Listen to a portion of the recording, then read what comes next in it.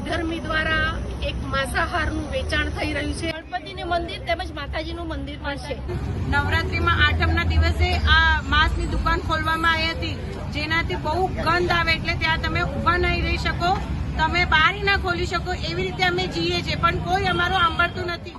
અમદાવાદના ચાંદખેડા વિસ્તારમાં ફરી એકવાર વેજ નોનવેજનો મામલો ગરમાયો છે। ન્યૂ સીજી રોડ પર આવેલા શામલ કોમ્પ્લેક્સના કોમર્શિયલ વિભાગમાં રહેણાંક ફ્લેટની બિલકુલ નીચે નોનવેજ વાનગીઓના વેચાણ માટે લોકો રસ્તા પર ઉતરી ગયા છે। હકીકતમાં આ શોપ ભાડે આપવામાં આવી છે, પરંતુ અહીં મોટી સંખ્યામાં શુદ્ધ શાકાહારી હિન્દુ અને જૈન પરિવારો રહે છે, જેમણે આ સામે સખત વિરોધ નોંધાવ્યો છે। આ લોકોનો આક્રોશ એટલો પ્રચંડ છે કે તેમણે કલેક્ટર, મ્યુનિસિપલ કોર્પોરેશન, મુખ્યમંત્રી અને છેક વડાપ્રધાન કાર્યાલય સુધી લેખિત રજૂઆત કરી છે। પત્રમાં સ્પષ્ટ આક્ષેપ છે કે અહીં નોનવેજ વાનગીઓના વેચાણથી ધાર્મિક વિધિવિધાન પર અસર પડશે અને અન્ય સમાજના લોકોની અવરજવર વધવાથી સોસાયટીનું વાતાવરણ પણ ડહોળાઈ જશે।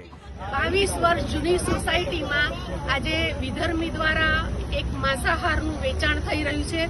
સોસાયટીના દરેક સભ્યોને ખૂબ દુઃખદ અમારી લાગણી દુભાઈ છે, પણ કોઈ અમારું સાંભળતું નથી। અમે બધાની ઓફિસમાં જઈને આવ્યા છીએ તો પણ અમારું કોઈ સાંભળતું નથી, અમને કોઈ ગણતું જ નથી કે અમે કોઈ છે જ નથી। અમારું ફ્લેટનું એટલું વેલ્યુ ઘટી ગયું છે, અમારા ઘરે મહેમાન નથી આવતા, બર્થડે પાર્ટી રાખી તો એવું કહે છે કે તમારે ત્યાં આટલી વાસ આવે તો કોણ આવે। ખૂબ દુઃખ થાય છે અને સરકારશ્રીને વિનંતી કરીએ છીએ કે આ વેચાણ સત્વરે બંધ થાય અને સોસાયટીના રહીશો શાંતિથી રહી શકે। ત્યારે આશ્રમ રોડ, પાલડી અને નવરંગપુરાની જેમ ચાંદખેડામાં પણ અશાંત ધારો અમલી કરવાની માંગ બુલંદ બની છે।